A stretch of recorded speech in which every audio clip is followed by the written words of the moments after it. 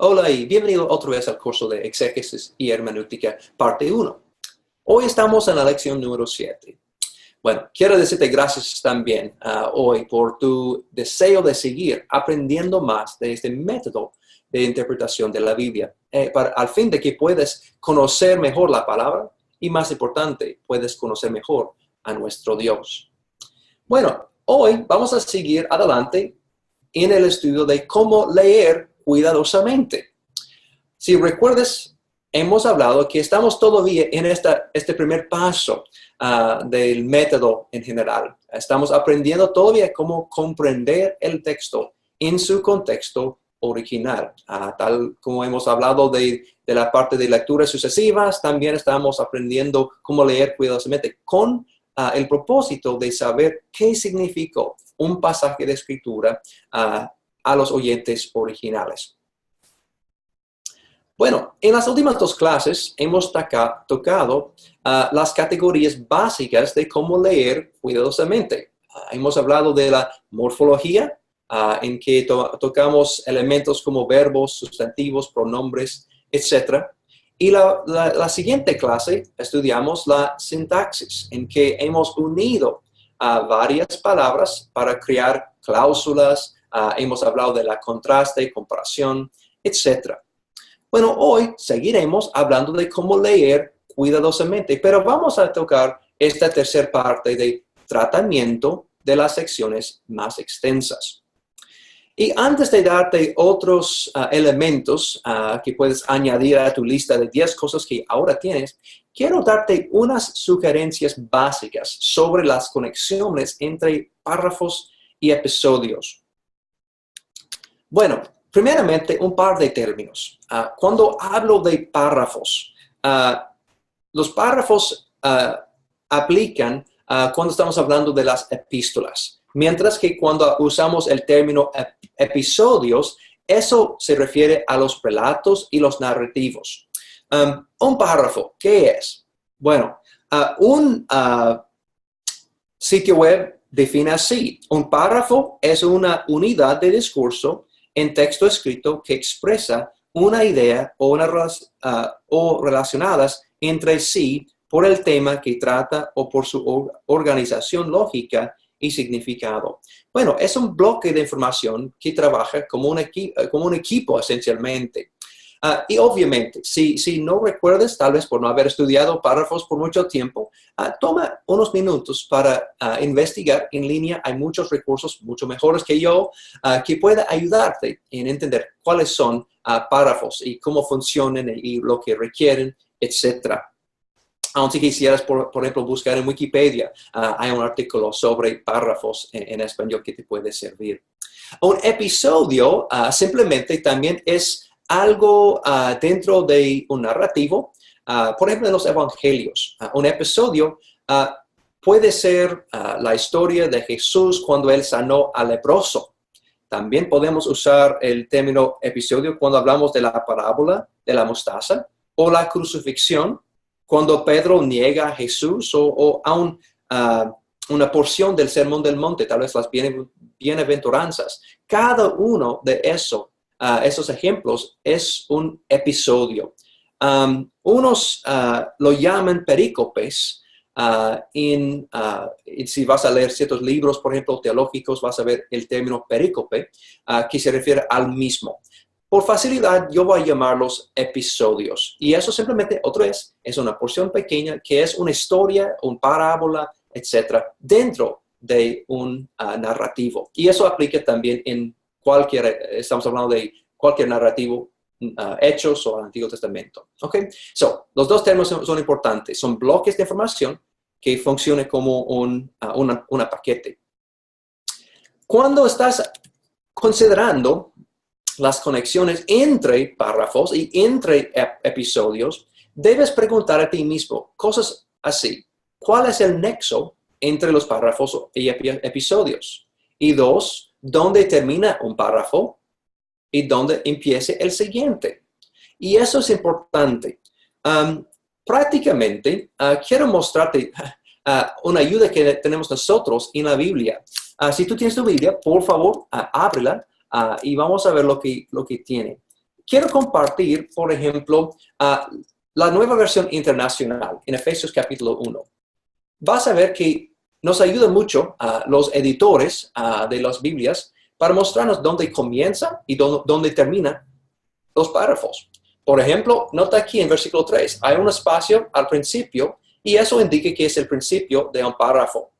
Igual, aquí en versículo 11, hace lo mismo. Si seguimos adelante, versículo 15, también hay un espacio al principio y así cada vez va a marcar el principio de un párrafo. Si notamos en Reina Valera, voy a poner el mismo lugar, vas a ver algo parecido. Hay un espacio aquí al principio que demuestra el principio de párrafos. Pero si tienes, por ejemplo, la Biblia de las Américas, vas a notar otra forma. En este caso, ellos van a poner un símbolo que es el párrafo. Entonces, versículo 3 también hay ese símbolo con párrafo y también nota que el número es más oscuro. Entonces, cuando estás estudiando, hay que notar o tomar en cuenta lo que está enseñándonos las Biblias que tenemos. En el texto original no había tantas cosas, simplemente eso es por medio de los editores que han agregado el principio al fin de los párrafos, pero es muy útil para nosotros, creo.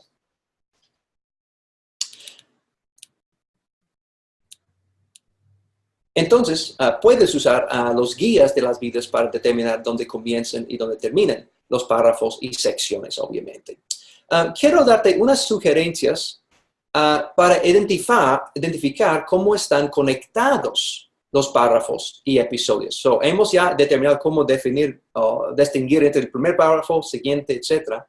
Ahora quiero ver cómo son las conexiones, cómo se conectan un párrafo con el siguiente o un episodio con el siguiente. Debemos ver la relación entre párrafos. Y la relación entre episodios, porque eso va a ser crucial cuando estudiamos cualquier libro para ver el hilo de pensamiento del autor, etc. Y va a ser crucial que vamos a ver más adelante en estudio de cada género de literatura. Bueno, ¿cuáles son las cosas que debemos considerar? Obviamente, en episodios, la secuencia cronológica. Si el autor está dando una serie de eventos, obviamente hay una conexión cronológica que debemos tomar en cuenta. También conexiones lógicas. Y hay varias que podemos tomar en cuenta.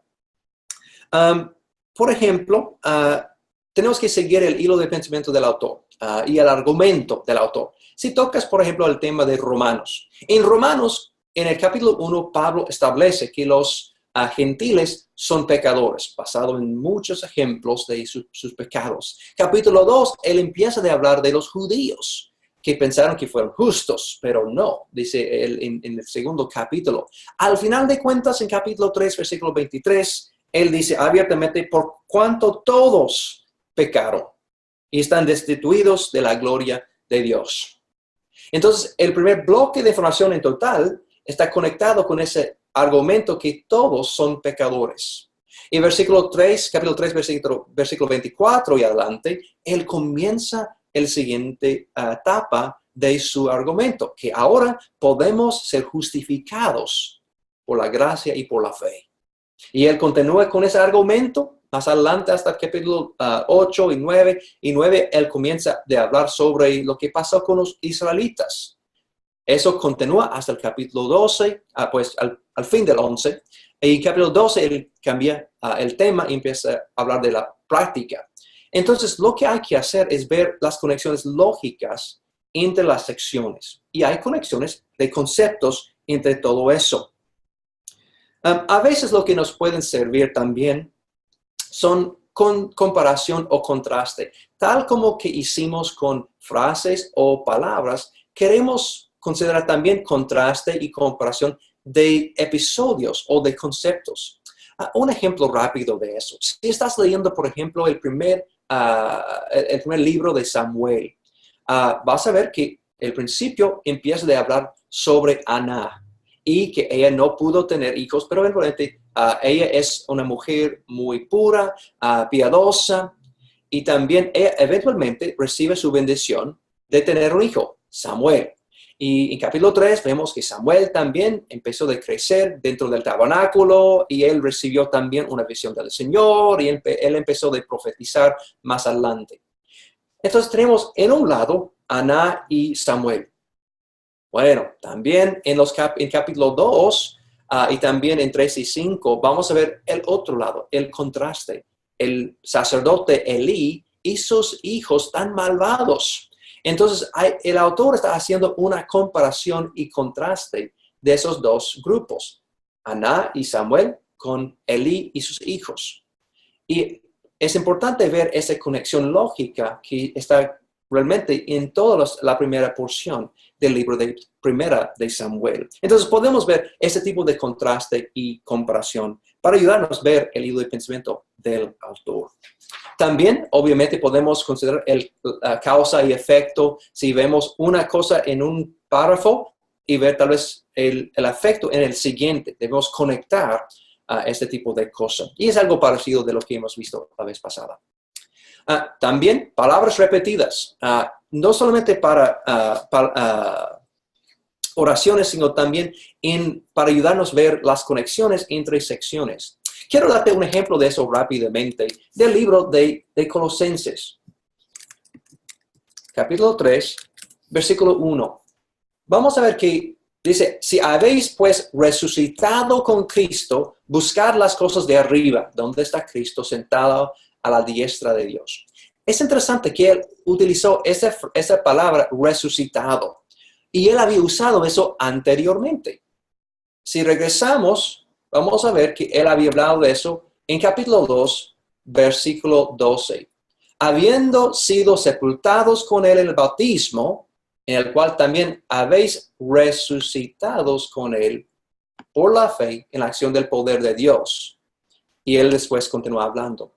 Entonces, Pablo establece la idea que hemos sido resucitados dentro del bautismo. Tal como cuando uno está sumergido en agua, es sepultado y después sale del agua, él está resucitado.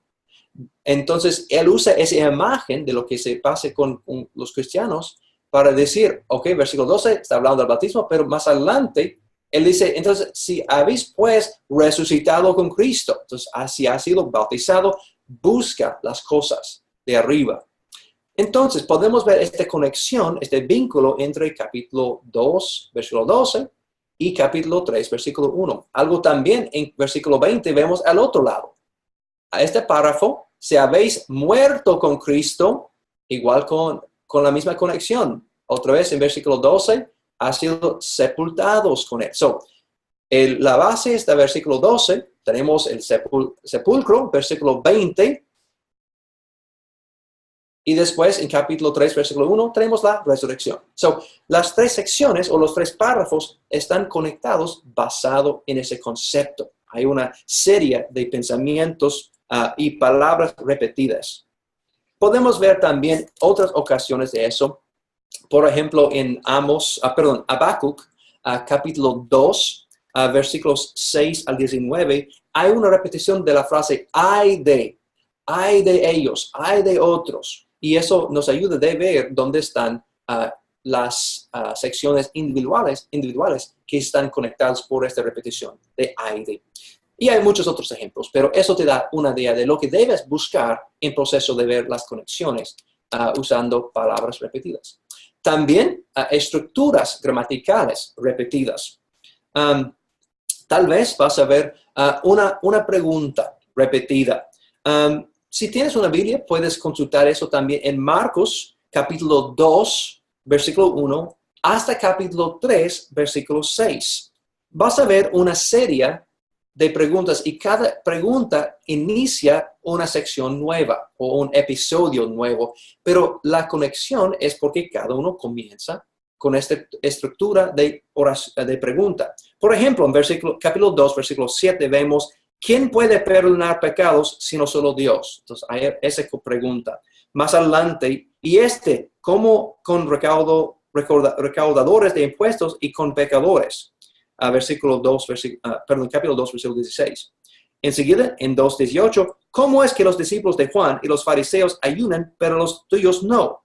Más adelante, en versículo 24, ¿Por qué hacen ellos lo que está prohibido hacer en sábado? Y finalmente en Marcos capítulo 3, versículo 4. ¿Qué está permitido en sábado? ¿Hacer el bien o hacer el mal? ¿Salvar una vida o matar? Y creo que esas 5 preguntas realmente conectan los episodios individuales. Entonces, a veces el autor utiliza una estructura gramatical para unir los conceptos individuales. También vemos también temas repetidos también. Por ejemplo, en Lucas capítulo 15, 3 parábolas fantásticas, maravillosas. Comienza con la parábola de la oveja perdida. Después tenemos una mujer que perdió monedas. Y finalmente tenemos la parábola del hijo pródigo. En cada uno está repitiendo la misma idea, el mismo tema de algo perdido que fue encontrado. Entonces podemos unir las 3 parábolas basado en el tema repetido. Cuando leemos, por ejemplo, en Marcos, capítulo 4, comenzando al fin de capítulo 4, vemos una serie de eventos y episodios de la vida de Jesús que representa o que muestra su autoridad. Al fin de capítulo 4 tenemos el momento que Él calma la tormenta, mostrando la autoridad que Jesús tiene sobre la naturaleza. Capítulo 5, 1 y adelante, vemos que Él tiene poder sobre los espíritus malignos, con el Señor que tenía el legión de demonios. Continuando, Él regresa a Capernaum y Él sana a una mujer que tiene un flujo de sangre. Y eventualmente Él aún levanta de entre los muertos a una muchacha, mostrando su autoridad sobre la muerte. Entonces tenemos un bloque de información, cada episodio mostrando otro elemento de su autoridad. Entonces tenemos este tipo de cosas que une los episodios y conecta cada episodio individual en algo más largo. Y eso es nuestro trabajo de intérprete, ver cuáles son estas conexiones. Y podemos también ver algo parecido en otros ejemplos también. Finalmente, debemos también otra vez buscar las conjunciones. Y además ya hemos tocado eso, pero quiero repetirlo aquí por enfatizarlo. Si yo encuentro, por ejemplo, el término así que, o pues, o entonces, por lo cual, yo necesito revisar el párrafo anterior para ver de qué está resumiendo en ese párrafo. Y debe funcionar como un empuje para forzarme para repetir algo y no olvidar lo que había escrito antes. Es importante hacer eso. Un ejemplo rápidamente, si lees en 1 de Pedro, capítulo 3, versículo 1, leemos la primera palabra es asimismo. Entonces, si yo encuentro esta palabra asimismo, eso está comparando algo. Y en este caso está diciendo que asimismo las damas deben someterse a sus maridos. Bueno, ¿de qué manera? Bueno, si leemos en los versículos anteriores, vemos que Jesús fue sumiso al plan de Dios. Y él dice, bueno, de la misma manera o asimismo las damas deben someterse a sus maridos. Entonces, él hizo una continuación de concepto. Y otra vez, como buenos estudiantes, debemos otra vez ver lo que pasó antes en la historia o anteriormente en el argumento para interpretar la porción que estamos estudiando. Las palabras individuales como conjunciones pueden servir como claves para ver conexiones. Bueno, y eso te da una idea de lo que debes buscar cuando estás viendo las conexiones y también ver dónde están separadas los párrafos y episodios. Muy bien, con eso vamos a seguir adelante buscando elementos que debemos considerar cuando estudiamos las conexiones más largas o las secciones más largas. Bueno, realmente quiero incluir aquí las figuras retóricas, o también unos lo llaman esta porción lenguaje figurado. Bueno, yo batallaba mucho en dónde poner eso, porque en cierta forma, en ocasiones, unas palabras individuales pueden ser figuras retóricas. Por ejemplo, hay ocasiones donde es una sola palabra que es una metáfora para otra cosa. También se puede pertenecer a la segunda parte de la sintaxis, porque también es dentro de una cláusula que se usa para expresarse de una forma mejor, o también es con secciones más largas. Entonces, yo incorporo o yo incluyo figuras retóricas aquí porque realmente pertenece a las tres secciones que hemos estudiado. Bueno, tal vez está preguntando, ¿de qué se trata? ¿De qué es figuras retóricas? Bueno, uno ha definido figuras retóricas así. Son mecanismos que alteran el uso normal del lenguaje con el fin de obtener un efecto estilístico. Bueno, es el opuesto de hablar literalmente. Entonces, es cuando usamos metáfora, comparando una cosa con otra, usando conceptos para tener mejor conexión con el lector o el oyente en una manera más emocional. Un ejemplo, lo que estás mirando en la pantalla. En Salmo 119, leemos, lámpara es a mis pies tu palabra y lumbrera a mi camino.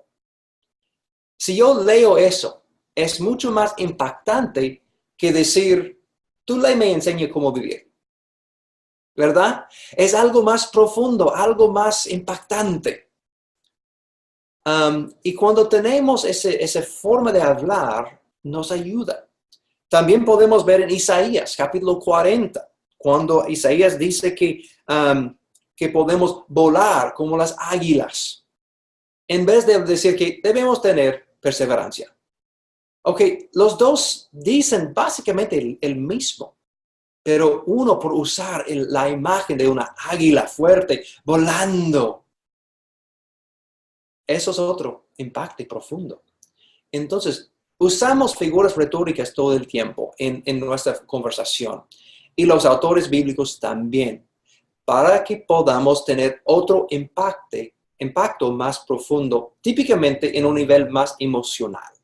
Y queremos usarlo, pero hay que tomar eso en cuenta cuando estudiamos, porque no debemos tomar literalmente a cada cosa que se encuentra. Por ejemplo, cuando Jesús decía a sus discípulos, si tu mano te causa pecar, ¿qué debemos hacer? Córtasela y tíratela. ¿Debemos realmente cortar la mano literalmente? No creo que eso fue el propósito. Yo creo que Jesús usaba hipérbole, es decir, usaba exageración de hablar de la importancia de evitar el pecado. No debemos obedecer la palabra por palabra o literalmente, sino obedecer el concepto, porque Jesús también usaba ese tipo de figuras retóricas, en este caso, exageración o hipérbole. So, hay que tomar eso en cuenta cuando estudiamos. Es muy importante para no desobedecer por tratar de obedecer. Entonces, no vamos a estudiar cada uno de las formas de figuras retóricas. Eso es más allá que podemos hacer en clase en vivo. Pero quiero compartir un documento por Alanis que está en la página del curso, que necesitas descargar. Está en formato PDF, puedes descargar y debes leer esas páginas y tomar apuntes, porque vas a tener una prueba pequeña sobre el contenido de eso, en que el autor explique cada una de las formas retóricas, para que tengas una idea de qué son, para que cuando encuentres ese tipo de cosas, puedes interpretar cada uno correctamente. ¿Ok? So, bueno, es muy bueno y espero que puedas seguir aprendiendo mucho más de eso por medio de esta lectura. Bueno, continuando con el estudio del día de hoy, vamos a hablar del general al específico. A veces el autor hace una declaración general y después él continúa aclarando con unos detalles, o tal vez él defina con más precisión o con más elaboración. Por ejemplo, en Gálatas capítulo 5, versículo 16, Pablo declara, vivan por el Espíritu y no seguirán los deseos de la naturaleza pecaminosa o la carne, creo que dice la Reina Valera. Entonces, eso es una declaración muy grande de conceptos. Viven por el Espíritu y no seguirán los deseos de la carne. Entonces, es algo muy grande. Y después, en los siguientes versículos, vas a ver que él desarrolla ese concepto con más detalles.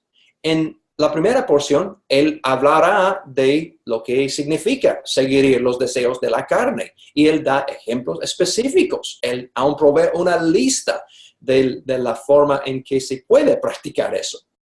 En versículos 22 y 23, vemos el opuesto, vivir por el Espíritu. Y eso es el fruto del Espíritu, ¿verdad? Entonces vamos a ver que él va a poner algo grande, un concepto muy grande, y después él va a elaborar. Nuestro trabajo como estudiantes de la Biblia es reconocer cuando el autor está haciendo eso. Reconocer cuando hay algo general dicho y después expresar eso en puntitos bajo de ese concepto. Entonces tenemos que prestar atención a ese tipo de cosas. Un aviso también, ocasionalmente lo hace al revés. Por ejemplo, en 1 Corintios 11, el capítulo del amor, él va a explicar muchos ejemplos del amor. Y él resume al final, en versículo 13, que hay 3 que pertenecen. Bueno, vamos a leerlo, creo, más fácil. En el libro de 1 Corintios 13, vamos a ver otra vez. Si yo hablara en lenguas humanas, pero no tengo amor, me resuena como símbolo que retiñe. Si yo puedo hablar en profecía, etcétera, etcétera, etcétera, con muchas descripciones, pero al final de cuentas él dice, y ahora permanecen la fe, la esperanza y el amor. Estos 3. Pero el mayor de ellos es el amor. Entonces, eso es el punto principal. El general es el amor, es el mayor. Pero antes había explicado los detalles. Entonces, cuando estamos interpretando, debemos prestar atención cuando el autor dice ese tipo de cosa general y después explique en más detalle. Es bastante común, entonces algo que vas a ver frecuentemente. Ok, también otra cosa que vamos a ver en esta parte de explicaciones o partes más largas de las escrituras, ocasionalmente vamos a ver diálogos. Vamos a ver cuando hay 2 o más personas conversando, teniendo un diálogo. Debemos preguntar una serie de preguntas, y eso cuando estamos interpretando diálogos. Por ejemplo, obviamente tenemos que saber quién está involucrado en la conversación. También hay otros escuchando quienes no hablan, porque en el ejemplo de la vida de Jesús hay un diálogo entre Jesús y los fariseos, por ejemplo, en el templo. Pero aunque los 2 están hablando, hay un tercer grupo que está involucrado, los oyentes, los discípulos, también los que están ahí simplemente escuchando del pueblo, digo. Entonces, hay que tomar eso en cuenta también. Obviamente tenemos que hablar del tema, de qué se trata el diálogo, y también cómo es el ambiente. ¿Es muy tenso? Tal vez es chistoso, más relajado. ¿Cuál es el ambiente de esa conversación? Y algo relacionado, ¿es una charla entre amigos o es un diálogo polémico? O tal vez algo dentro de estos extremos.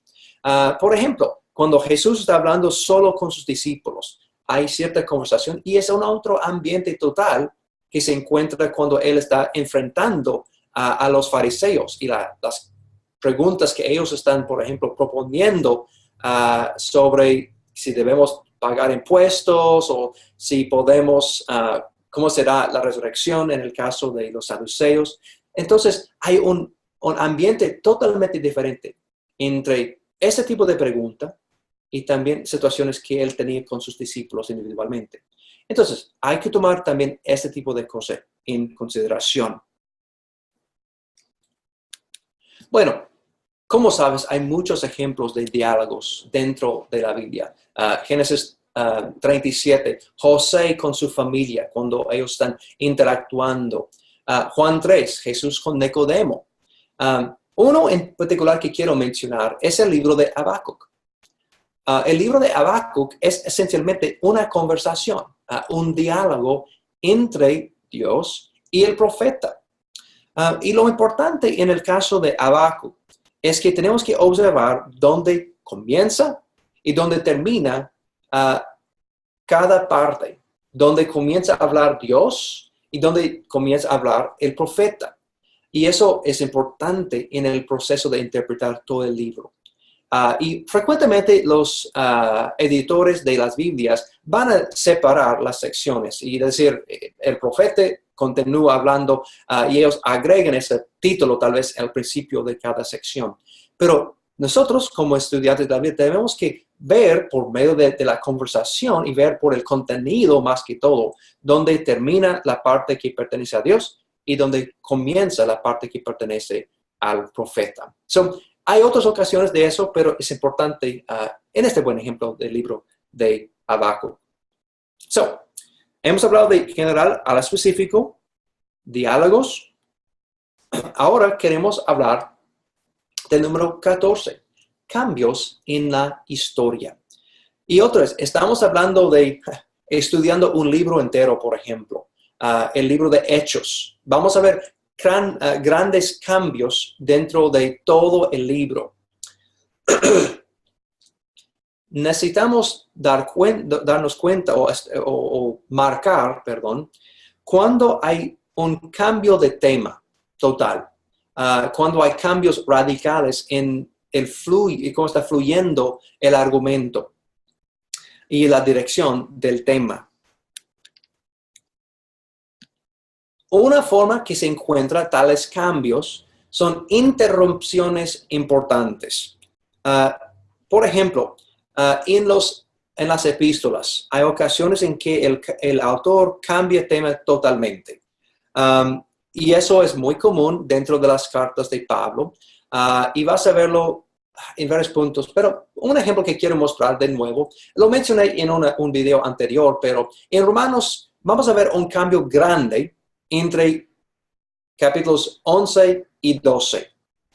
Y realmente aún entre 1 al 8 y 9 al 11 y después 12 y adelante. Pero puede dividir el libro de Romanos en dos porciones. Sección 1 al 11 es más teológica, es la porción más teológica, está desarrollando conceptos, ideas, estableciendo su argumento sobre la idea que somos salvos por la fe y por la gracia.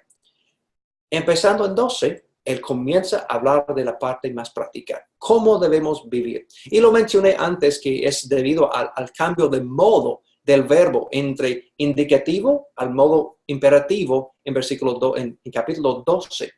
Vamos a ver ese tipo de cosas que ocurre en muchos libros. Y nosotros tenemos que darnos cuenta cuando hay un cambio, porque eso nos ayuda a delimitar el contexto. Va a ayudarnos a entender, que si estoy estudiando dentro de la sección del capítulo 13, por ejemplo, estoy dentro del contexto de esta sección de práctica y no estoy dentro de la sección de teoría o de teológica.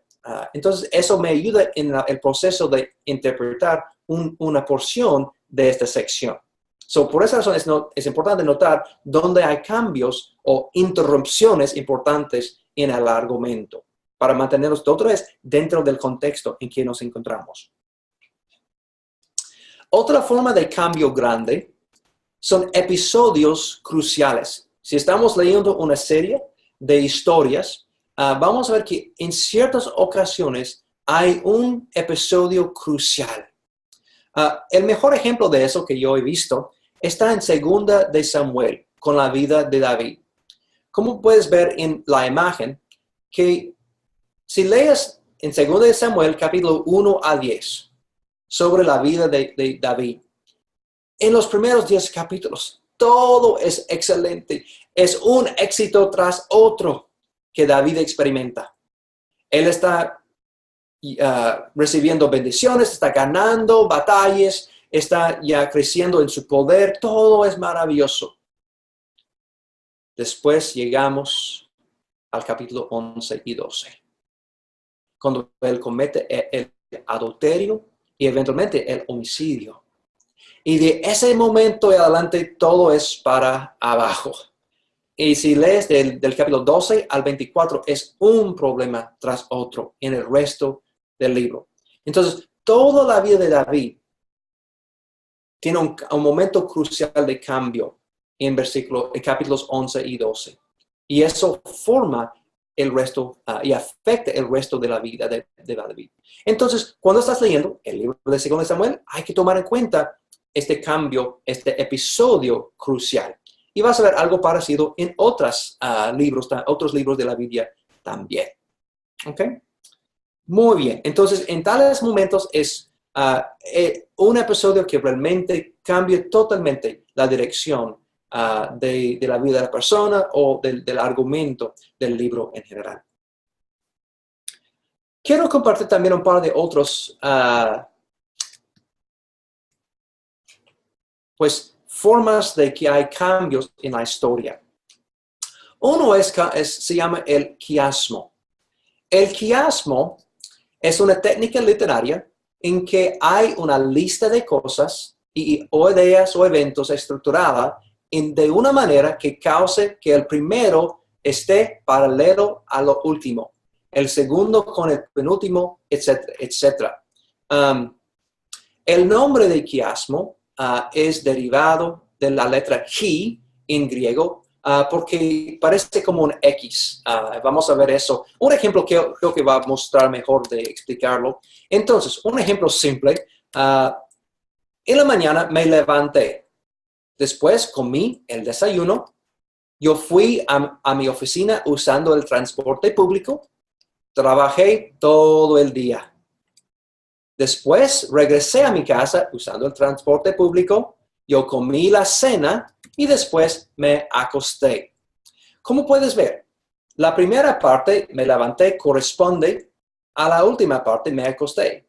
También el ayuno con la cena, etcétera, etcétera. Entonces, el quiasmo es este tipo de estructura literal. Vas a ver esencialmente como un X en que hay paralelismo entre el primero y el último, etcétera, etcétera. Bueno, eso fue una técnica que usaban los autores de la Biblia. ¿Cuál fue el propósito? Bueno, es para definir el principio y la parte final de una sección, por ejemplo, porque si vas a ver el principio y vas a ver algo parecido, al fin eso sirve como el principio al final de esta sección.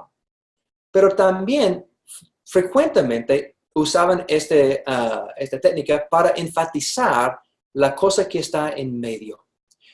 Por ejemplo, en esta historia, el punto enfatizado sería, trabajé todo el día. Bueno, un ejemplo bíblico sería esa. De Amós capítulo 5, versículos 1 al 17. Y si quieres leer esta porción, lo puedes. Pero vas a ver lo siguiente, que los primeros 3 versículos hay una lamentación. Después, en versículos 4 y 6, vemos una exhortación. Y en capítulo 7, versículo 7, acusación de que no hay justicia. En versículos 8, en la primera parte de 8, es un himno. Después enfatiza Yahweh es su nombre. Es la parte de cambio. Entonces, de ese punto, otra vez regresamos al himno, acusación, exhortación y lamentación. Y así termina el quiasmo. Pero otra vez, ¿cuál es la parte enfatizada? Que Yahweh es su nombre. Entonces, es interesante que hizo el autor para enfatizar esa parte de la escritura. Y lo hace con esta técnica literaria. Bueno, en mi experiencia puedo decir que casi no incluí ese estudio en esta parte de la lección, porque a veces es muy difícil saber si el autor original quiso expresar eso o estaba tratando de escribir un quiasmo o es algo que simplemente es invitado por el lector. Porque yo he leído varios, hay debates frecuentemente entre autores modernos si esa parte de la escritura el autor está usando o no está usando un quiasmo. Entonces, mi sugerencia es ten cuidado, pero por lo menos esté alerto a la posibilidad, porque sí existen quiasmos en el texto bíblico. Y si lees, por ejemplo, en otros documentos de autores modernos, vas a encontrar el uso del quiasmo y ahora tienes una idea de lo que es. Ok, muy bien. Algo parecido al quiasmo, pero más simple, es lo que se llama el inclusio. El inclusio. Es una forma literaria que sirve como sujeta libros. El autor inicia una sección con una palabra, frase o tema y termina la sección con el mismo. Esencialmente no es quiasmo, sino es simplemente para la repetición de una palabra o concepto al principio y al final, tal como una sujeta libros. Un ejemplo de eso podemos ver en Daniel capítulo 4. En Daniel 4, versículo 3, leemos: su reino es un reino eterno y su dominio de generación en generación. Y versículos 4 y adelante es toda la historia de la caída y la humillación del rey Nabucodonosor. Al fin de esta sección vemos de nuevo esta misma frase: porque su dominio es un dominio eterno y su reino permanece de generación en generación. Entonces es la misma frase al principio y al final. Y eso nos ayuda a ver dónde comienza y dónde termina esta sección. Entonces es una técnica que usaban muchos autores. Podemos ver algo parecido en el Salmo. Salmo 8 específicamente. Este salmo comienza y termina con: oh Señor, Señor nuestro, cuán glorioso es tu nombre en toda la tierra. Él comienza con esa frase y termina con esa frase. Y en medio, él elabora sobre qué grande es el Señor y cuán glorioso es su nombre. Entonces, el inclusio nos ayuda a ver el principio al final de una sección. Ocasionalmente, en vez de usar una frase, va a utilizar un concepto o un tema. Unos autores piensan que las visitas del ángel a José sirven como inclusio. En Mateo capítulo 1, versículo 20 y también capítulo 2, versículo 19, en que primera vez que José recibe una visita del ángel, está anunciando de que María es embarazada por medio del Espíritu Santo. Y en la segunda visita, vamos a ver que es cuando José y la familia están en Egipto y ellos pueden regresar a la tierra prometida, específicamente a Nazaret en este caso. Tal vez el propósito de este inclusio es para mostrar todo el tiempo que Jesús estuvo viviendo afuera de Nazaret, porque él termina esta sección diciendo algo sobre que él iba a ser llamado Nazareno. Entonces, él enfatiza el hecho que ahora está en Nazaret. No sé, pero por lo menos es posible que estas dos visitas sirven como un sujeta libros del principio al final de esta parte fuera de Nazaret. ¿Okay? So, esté alerta cuando ves otra vez palabras repetidas que pueden tal vez servir como el principio y el final de una sección. Bueno, realmente eso nos lleva al fin de cómo leer cuidadosamente. Entonces, revisando rápidamente las 14 elementos, los 14 elementos que debemos buscar.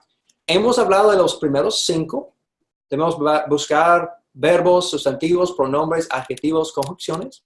También la segunda parte, la sintaxis, repetición de palabra, contraste, comparación, con causa-efecto y cláusulas. Y ahora hemos agregado el tratamiento de las secciones más extensas, incluyendo figuras retóricas, general al específico, el diálogo y también, finalmente, cambios en la historia.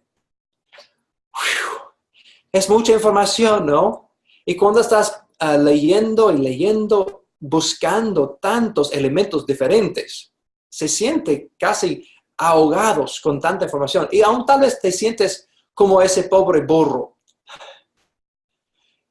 Así es a veces cuando estás trabajando con el texto bíblico, porque hay tantas cosas para tomar en cuenta.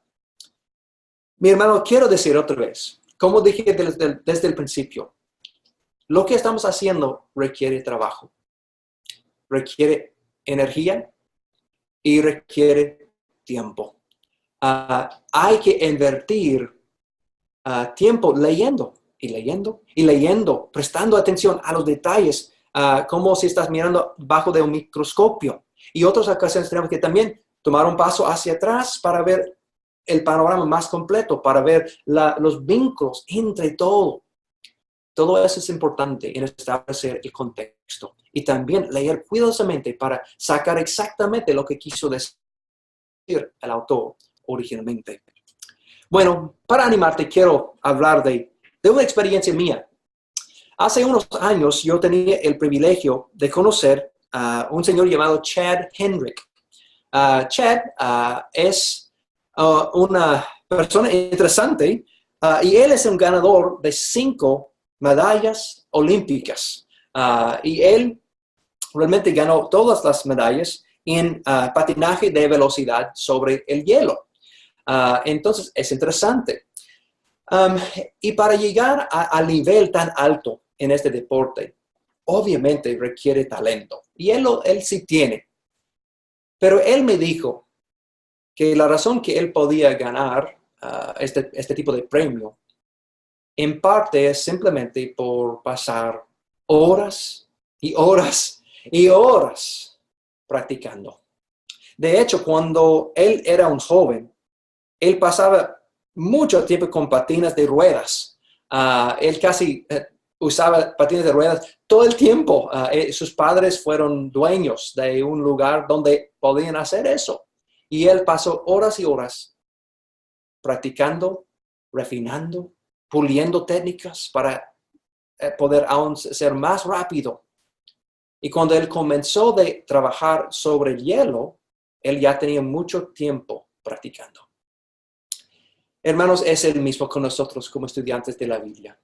Requiere tiempo practicando, practicando, practicando. Y seguimos todos aprendiendo, yo también.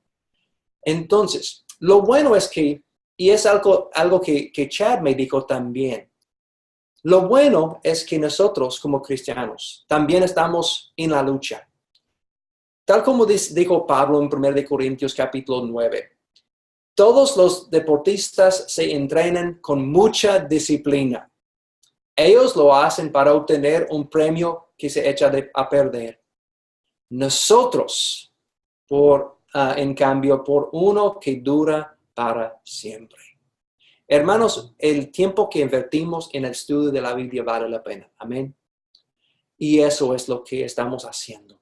Y quiero animarte que sigas invirtiendo tu tiempo y trabajo en el estudio de la Biblia, porque vale la pena, porque nos espera una corona. Y eso que nunca va a desaparecer. Bueno, hermanos, para seguir practicando, quiero darte la tarea para el día de hoy.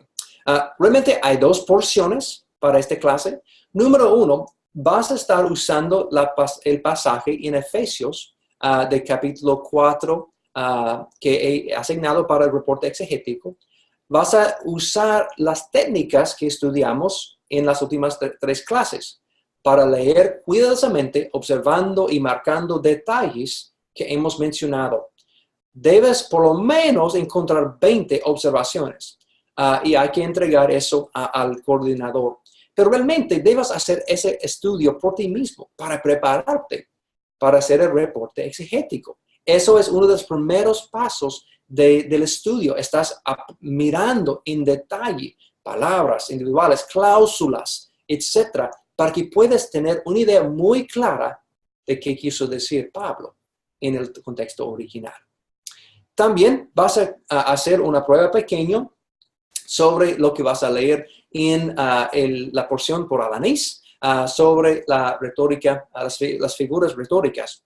Entonces, hay que cumplir eso también antes de la próxima clase.